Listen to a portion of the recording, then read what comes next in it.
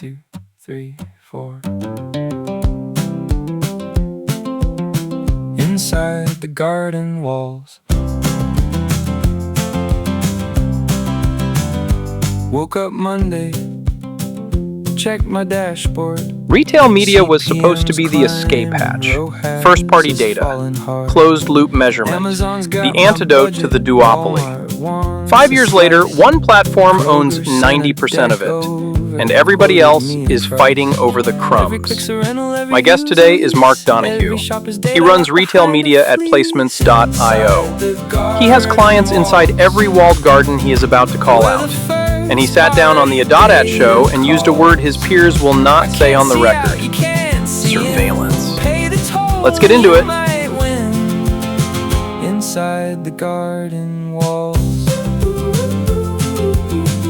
I'm Pesach Latin, and this is the ADOTAT Show. Today we've got Mark Donohue, GM of Retail Media at Placements.io, a 20-year ad veteran who's built media networks inside of eBay, Gap, and Western Union, and whose radical opinion is that people do not actually want more ads, which in this industry is a little like a priest saying people do not want more church. Mark, welcome to the show. How are you doing? And before you answer the standard great busy, you know how it is, let me reframe. On a scale to 1 to my browser just served me an ad for the thing I thought about buying, how surveilled do you feel today? I feel great about that. I would love to see my experience tailored to things I'm interested in, a la Doc Searles. Give them what they want. I find it fascinating that you have been spent 20 years building the same exact machines that serve those ads at eBay, Gap, Western Union, and now Placements.io. So you're not like some privacy activist on a soapbox. You're a guy who's been inside the engine rooms of ad monetization your entire career is now saying, hey, we've got this wrong.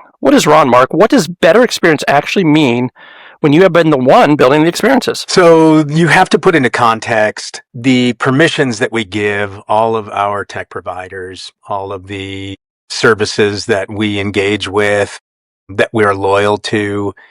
And they're on average 80 plus different vendors that we have given explicit permission to gather information about us. The ideal is that that is in the pursuit of a better experience or unlocking value that I don't have to pay for. And you may even go all the way back to I'm paying for my cable, but you're also running ads in it. So where is the trade-off? An acknowledgement that there's always going to be a trade-off, I think, is a healthy way to move forward. But in the ads business, you know that it's critical, because if you serve a generic ad to someone you know nothing about, the relevance is minuscule. I can go much deeper than that. But as an individual, I'm more sensitive to the ads, how many I'm getting, what's the trade-off, and the relevance, simply because I'm behind the curtain in a lot of those channels. So better experience feels like a little bit like we need to innovate of ad quality conversation. Everyone says it, nobody defines it. I'm going to need you to show me a little bit more receipts. What exactly does that mean?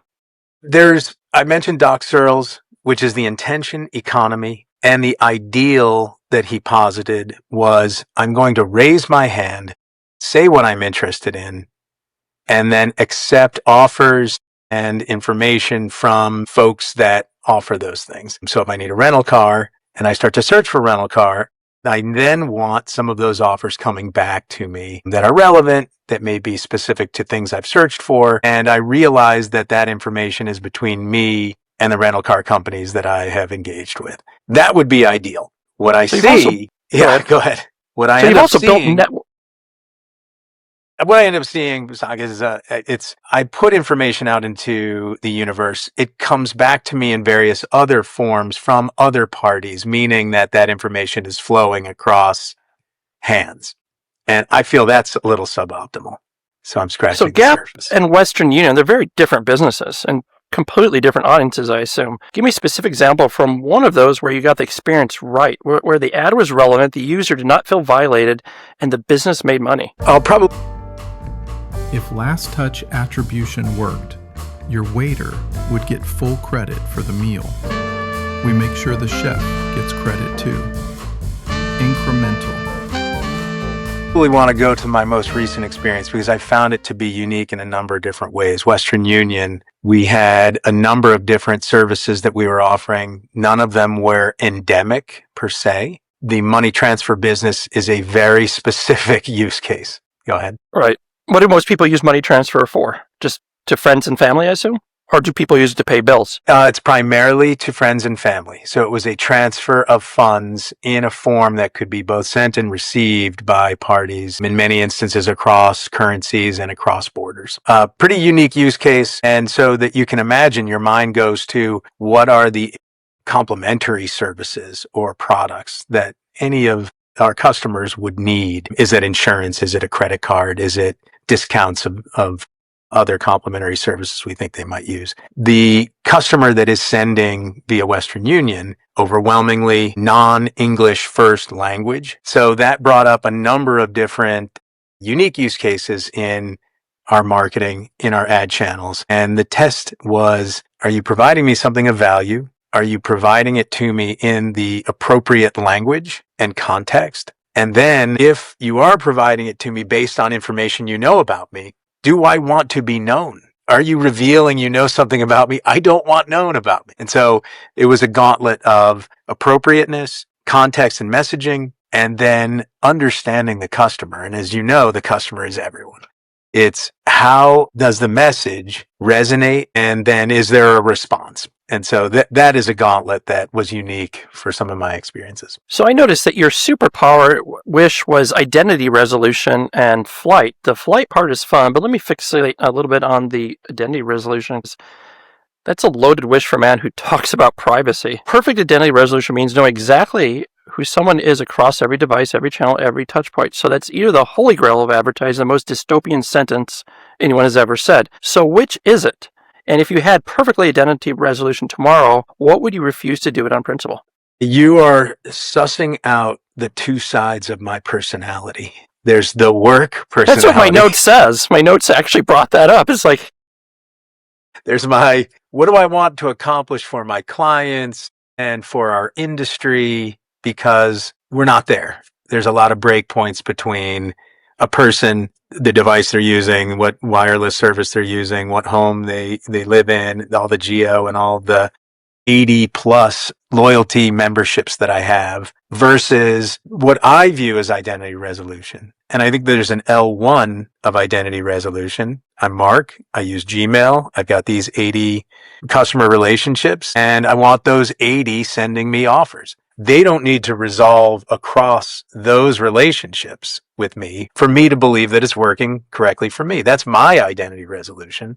But for an advertiser, for our industry, and for my clients, there's too many jumps between the multiple channels, some digital, some real world, some in retail, and trying to figure out whether an ad or a series of ads has led to an action downstream that is either digital or in the real world. So I don't think we're going to find that, but I think it's a nice goal to have, to find out whether my marketing to a customer, what I know about that customer, how much information I gather about that customer, how much I activate based on that information and the profile I've built for a third-party brand. And then does that third-party brand benefit? And I have to prove it to them. So there's a long chain of events that have to take place that would yield happiness across the industry and in theory would yield happiness by a customer. The Holy Grail. So if you had a strip targeting down to the absolute minimum set of signals that deliver strong ad performance, no identity graph, no cross-device tracking, just the bare essentials, what would you keep and what would you throw away? You know, my background starts in the top of the funnel. Right. So my career slides down the funnel, with TV, one to many, guessing and hoping based on context. You're watching this time of day on this channel, this content. We're going to serve you messaging based on that. That's and there's recent studies that show that contextual targeting is performing almost identical to behavioral targeting. And it absolutely depends on what is the medium, what is the category of the advertiser, and what's the specific brand. Because any brand has a series of full funnel activations, former brand awareness, brand acknowledgement, brand associations. So context for a respected brand is important because that brand is bringing their reputation to that messaging, whether it's performance-based or upper funnel. If context is out of alignment, and everybody says on brand, right? That's a today statement. If the context is out of alignment, then you will diverge. It will either be negative association, and that may carry on into the future associated with that brand if they were in the wrong context, or a validation of what that content is, and that content is also cross-complementing what that brand stands for. And that could be because it's a unique context, time of day, type of content, type of event. Is it live? Are people interacting with it? Versus it's got to be performance based. And that's a whole different part of the discussion. Does that make sense? I mean, how does that align with the context data that you're seeing? Well, I have a little note here that contextual targeting performs within 5 to 10% of behavioral targeting for many categories. And that you've seen this inside with massive first-party data. And so you obviously have a great viewpoint on this. So my other question is, 5 years from now, will the advertising industry figure out what the privacy relevance balance is, or will we still be having the same exact conversations while regulators slowly catch up? I think the bigger thesis is there are massive players that are collecting customer records across multiple channels, not just advertising channels. The surveillance aspect is only growing, and it's being held primarily by the big players. So they are using it. You talk about industry-enabled monopolies. That is a term I've not seen before, but I love the phrase industry-enabled because it implies that monopolies do not just happen, but that we help build them. I'm happy to comment in detail here. I think there's always been that fine line of calling this out in our industry, right? Because there's so much invested inside those tents, and they're household names. Obviously, Google controls much of the advertising ecosystem for long tail publishers in particular, but they're collecting information across the entire chain and mingling it into identities. They then activate those. Go ahead. I find it interesting that retail media was actually positioned as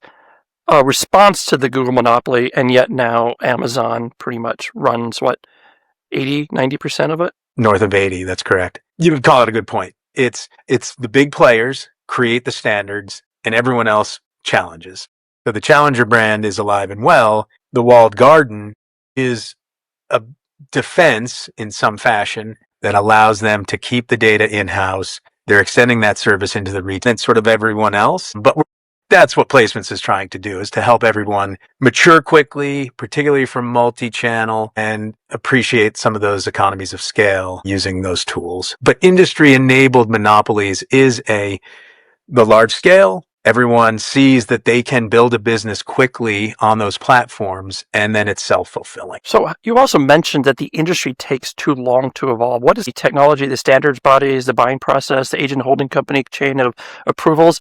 Too slow as a diagnosis. I want to know what organ is actually failing. I think I threw a general on the wall with that. There's slow innovation. When you move out of ad tech into retail, you have legacy organizations and legacy operations and legacy approaches. So when I say slow to innovate, Walmart's been doing this for easy decade, preparing for a technology, preparing for their e-commerce future, and then ultimately controlling their own data. Of course, Walmart had relationships at scale where they were in control of those relationships. So they got to determine and dictate a number of those use cases, the collection of information and the activation against that information for brands. And that's what happens if you have a strong negotiating position, like anyone who's scaled, and those brands don't have a choice, then you can scale quickly, and they have to come along for the ride. Now, the rest of the retailers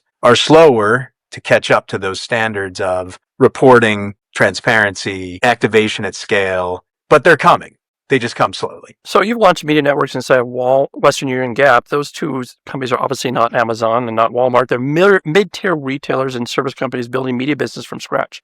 What is the single biggest structural bottleneck that you hit? The one that made you think this is why the industry takes too long? Multi-channel media is a technology build, first and foremost. It is both the ability to utilize your real estate and your relationship with your customers for messaging, additional messaging that may not have existed previously. Then it is a technology around understanding your customer, collecting the information about them, and then making that actionable. That becomes then a revenue generation, particularly for companies like those two that don't have a pool of endemic brands that are going to be obligated to spend with you, that may not have the expectations already in place for that technology, for the activation, for their agency. No question, the cross-functional organizational change management and aligning those stakeholders in a traditional retail or any type of organization where you have traditional stakeholders that range from IT product all the way down to the merchant relationships and through to finance. Is this a P&L that matches my experience? And then having a full ad ops go-to-market marketing team that understands ad tech that can coordinate across that function. So there's a lot of moving pieces that are disruptive to stakeholders who've been there for decades, who recognize that certain trends come and go, but they need to commit to it uniformly in a single room, all nodding, and then walk that walk throughout the deployment. Does that make sense? I mean, those are huge undertakings across large, established, traditional organizations. So here's a question the industry probably does not want to hear. Are retail media networks on the path becoming the new walled gardens? Because right now every RMN has its own proprietary data, its own measurement, its own buying process, its own auction logic. If I'm trying to buy across Walmart, Kroger, Target, Albertsons, Marriott, and United Airlines, I now have 15 separate walled gardens instead of 2. Is that actually better or just some sort of fragmented monopoly? Some of the industry folks would say, I can't do more than 6. Well, I just was writing a report on this, and I had people actually say, 2 is the limit. They all have, and this is the walled garden challenge, is right. They each have different tech stack reporting functions, capabilities to respond to ad hoc requests, questions, insights, pivots, and not all of them have just the infrastructure to support customer success and then align it with the MVP, the minimum viable product for reporting, so that I can then report back to either the brand manager or finance that this is working. These channels are working for these particular products. We want to spend more. Okay. What's the KPI? How do I get that information? And then what do you forecast that that's going to deliver? That's different across almost every one of these networks. Then there's the complement of unique ad placements. You've got promoted listings, you have search results, you have keywords, you've got maybe on-site display, and then everything else off-site, which is, DSP, audience taxonomy, self-serve and managed serve. You've got in-store video and audio. You've got email. You've got audience extension into out of home in locations around retail locations. All of that orchestration, the complexity, the reporting, the ability to serve a customer that's already a merchant relationship, so think large CPG, is high risk. It's high complexity and high risk. Placements does all of that for them, but then you need people to migrate to a new platform. You need to have them understand their identity graph, their activation points, and then the costs of doing each of those things. Are we making any money off of this? Right. But it does cross into the merchant relationship with those CPGs or the endemics, whoever they may be, depending on the category. Best Buy is expanding, and their category of endemics is electronics, home electronics. So yes, they're all walled gardens, but how many can they buy? It really is the appetite and the scale of the advertiser. So in 4 years, what does the RMN landscape going to look like? Does it consolidate into 3 or 4 mega networks? Does it stay fragmented with 1,000 small gardens? Or does some independent layer, maybe someone like placements.io, emerge as a connective OS that ties them together? Which feature do you actually believe in, and which one are you building? Had a crystal ball, I would say they would all still exist. And the reason for that is the investment and time horizon and importance of a high margin business to a retail, heavily brick and mortar business. So the bet that is being placed with retail media is this is an opportunity for us to increase some of our EBIT. It's lower investment, but there is a technology competency that we need. And once we go down that road and we've already got 80+% of that revenue coming from ensconced endemics, then we have to do it. Now, I think the question becomes, where is the demand coming from? And do we have to accommodate a large CPG client that wants to buy the long tail of retail media without adding heads, without adding different reports, different insights? Placements can do that now. It really just becomes a question of the demand side from brands. Each of these retailers has a relationship with that roster of CPGs, FMCGs, and their endemic brands. I don't think that they want to give that up to a third party because they've already included so many other technology partners. So I think in 4 years, you're still going to have a number of retail media networks, and the categories, as you've noted, are growing. The hospitality and travel space, the financial services that are serving a number of different affiliate and retail and other businesses with their retail media networks. So I think it continues to grow. Whether we can put a bow around a number of similar RMNs that are serving similar advertisers, I think that could happen. Yeah, I just argued about an hour ago that this would be perfect for one of the processors like Stripe or Clover or something like that. It is herding cats. There's a lot of stakeholders. I think people want to see how their investment pans out. Right. And I think you're probably right, is, between the financial services and their affiliates and the grocery and department retail, there's a lot of crossover, and there could be incremental benefit to creating a network. So moving on, you've said that AI needs to be infrastructure, not a bolt-on feature, and I'm very sympathetic to that because every company in ad tech now has like AI-powered stickers. So I needed to separate the signal from the noise. In retail media, where is AI actually changing outcomes of production right at this moment? Not beta, not a roadmap, not a pitch deck, but live in shipping. Sure. Well, you got me at the right time. We have 4 products in the placements platform that are media plan building based on outcomes and budget and historical. So recommendations can be made on a media plan for any brand within the platform, but the media mix optimization on a regular basis. In programmatic, that is table stakes at this point. Here are the KPIs we're seeing achieved at cost per across different channels for a particular brand. If your goals remain this for the remainder of the month, this would be a mix that achieves that. And so that's a recommendation engine for media mix optimization. That is in market now. The ERP and invoice reconciliation in programmatic, has been a snafu of programmatic invoice reconciliation almost from the beginning. Typically, you'll have 3 or 4 finance analysts working on it for a couple days at the end of every month because we've got thousands and thousands of invoices across different brands, different vendors, in-house and audience extension off-site. So AI is resolving those now. So that takes the place of 3 different people for 3 days a week, 3 days a month. And that's working now within the platform. But the insights and analytics that just inform what is the best price? What should my goals be? What channels should I be using is very much about context meets performance. And so I do think that the insights and analytics are there for the taking. It's just a matter of you've already started with a traditional organization. Every time you add a headcount, we got to justify that. We have to prove it's incremental, and we're not going to keep adding these heads just to do these things. There's AI tools that can do those things, but you may not have the capability even to evaluate them, much less deploy them in a traditional organization. That's where I think the AI offsite, obviously Google's doing it, Meta, everybody's got their own on-platform tools. If those work within those channels, great. Otherwise, you just have to go back to looking at spreadsheets, ingesting them, and then asking the right prompts and training up the right directions. Is that matching what you're seeing? I mean, there isn't an easy way, and I don't think there's a single solution.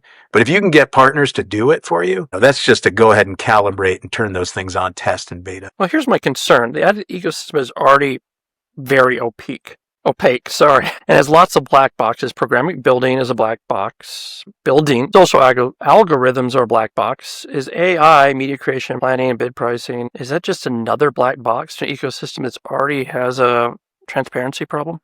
I would push back just by saying that models are trained and you're asking for specific outcomes based on the information that's available. You can rinse and repeat those trained models. And that's sort of the menu we have on our platform is reduce my cost per outcome by 20%. What would I need to do? It will then make recommendations. You can choose them if you want. You probably are familiar with the inputs But if you're not familiar with the inputs, meaning here's my time horizon, this is the historical outcome, cost per outcome that I'm looking for across these channels, how can I lower that cost by 20%? Well, you're going to look at who's the least expensive to acquire. What are the channels that provide those outcomes at the least expensive cost? What time of day?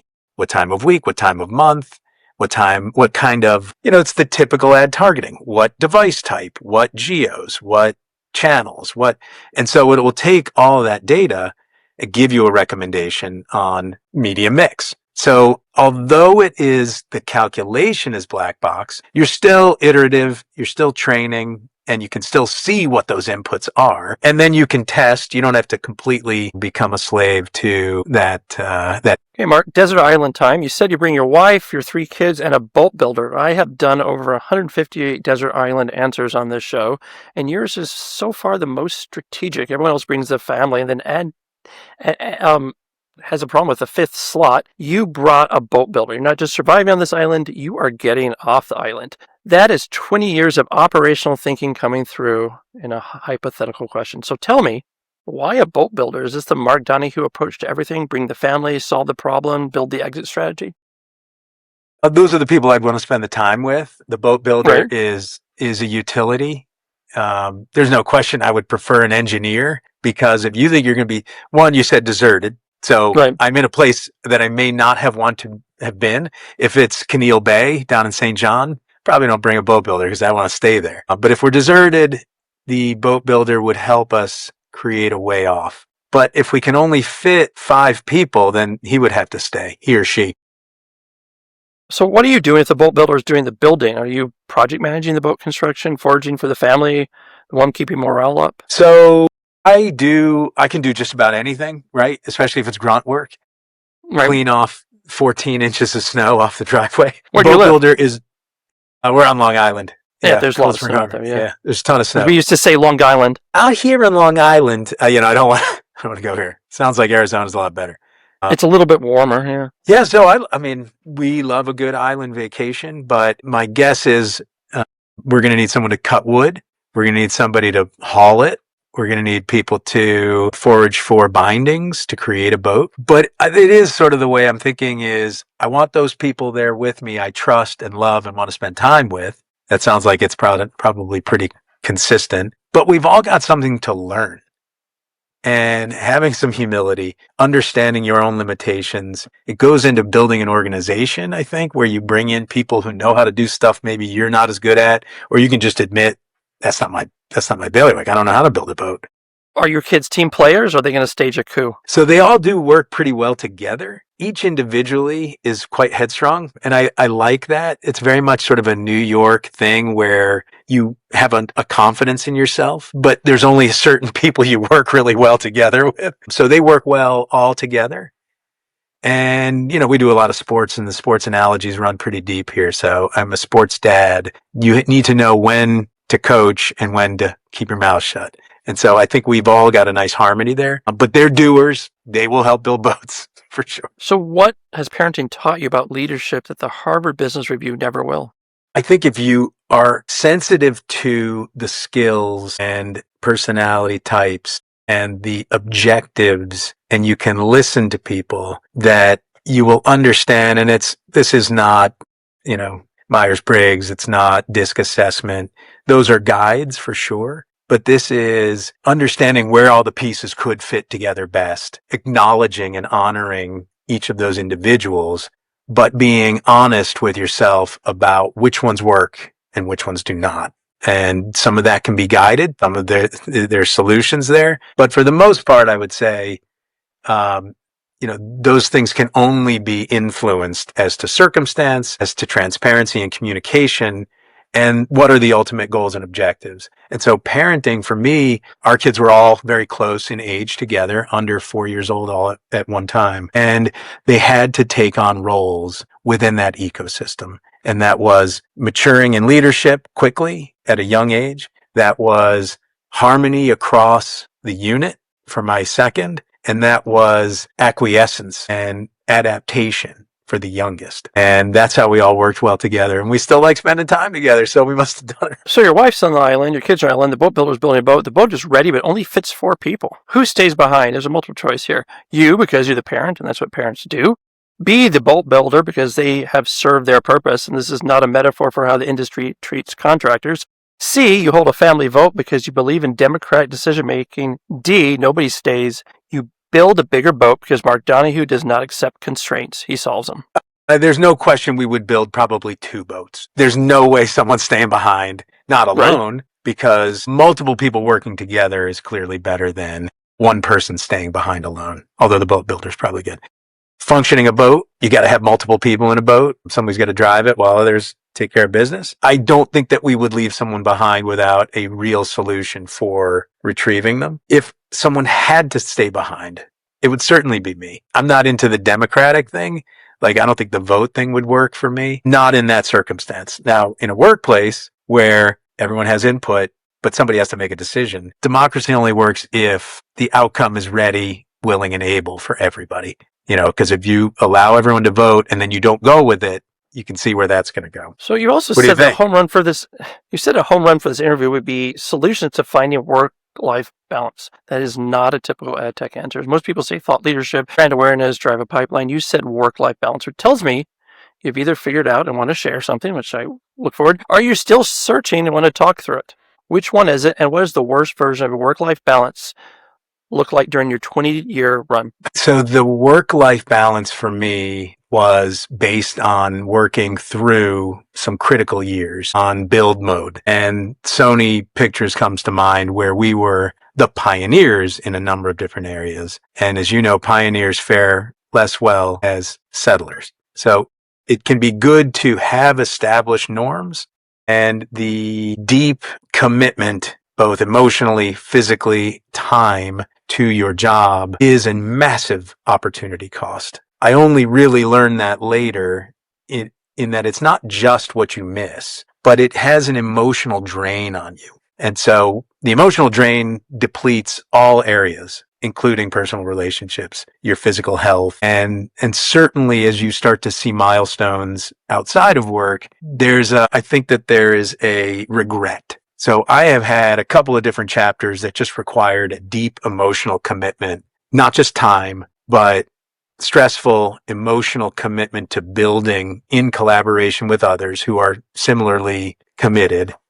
And if you've had enough chapters, you start to see that any outcome is not worth it. Even if you've devoted all your time and energy to it and you have a successful outcome, you still have only so much time. And you don't really get that until later in life, when you see that the time horizons for spending as much as you can with your children, who are going through different phases, who will eventually leave, cannot be replaced. And that is my opinion on it. I also just want to live long and a happy life, and devoting too much of it to one thing is not the method. So I said your Yoda is Quentin George, the founding partner of MediaLink, I believe, who told you to slow down and taste the wine. That is gorgeous advice. But here's my question. Can you actually give me a specific moment where slowing down changed the outcome of a product, a deal, or decision, a time where the impulse was to move fast and Quentin's voice in your head said, taste the wine, and you paused and it actually mattered?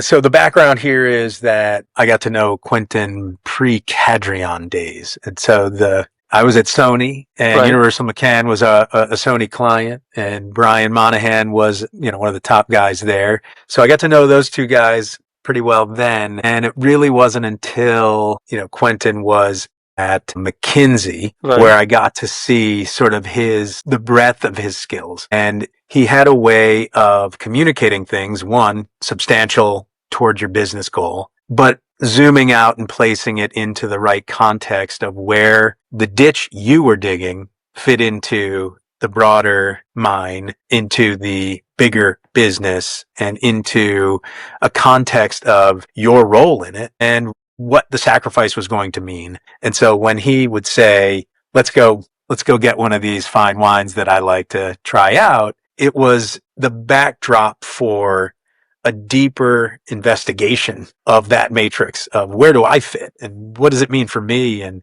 But he would say things like, it's not just about today. It's not just about this role. And it's not just about you. And so the sooner you come to that realization, the happier you're going to be. And that was, I had been at a couple startups post Sony before I arrived at eBay. And those were high challenges, high degree of difficulty, change management, new industry type challenges where it was sage advice at that time. So tasting the wine, and he's made his own wines.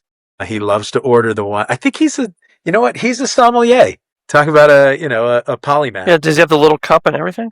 The most unappreciated skill in retail media that nobody teaches. Dynamism. The biggest career mistake that you made that turned out to be the best thing that happened to you. Believing one of my advocates at Sony, Amy Carney. She was a huge advocate of mine, believed in me, and we built a number of channels over there. Very rough at the time, but you have to be adventurous sometimes, and it helped me learn across the industry. Your lifelong New Yorker edge, does it help or hurt in negotiations and partnerships? It helps. One sentence, what do you want your 3 kids to learn from watching your career? Work ethic is the only way to go. You have to expect the most of yourself. So last question.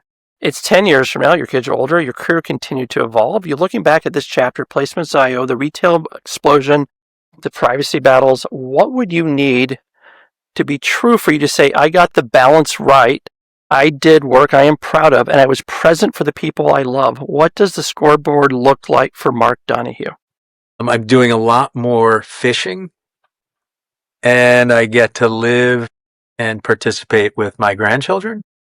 Yeah, the right answer is always the simplest one. And before we leave, it's it. We covered privacy monopolies, AI, desert islands, and the search for balance.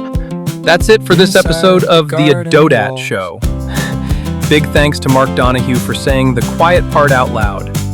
And even bigger thanks to our sponsors who make this show possible.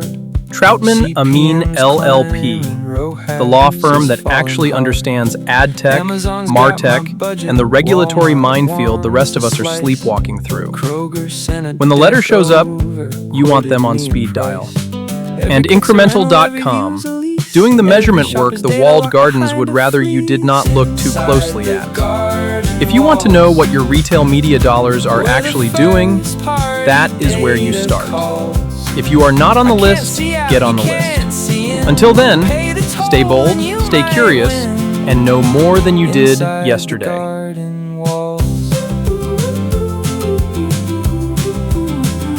Used to buy a billboard, used to buy TV. Now I'm buying keywords on a PDP. Sponsored product, sponsored brand, sponsored everything. Sponsored air, I'm breathing while the register rings. Every shelf's a server, every aisle's a feed. Every impression harvested like seed. Inside the garden walls,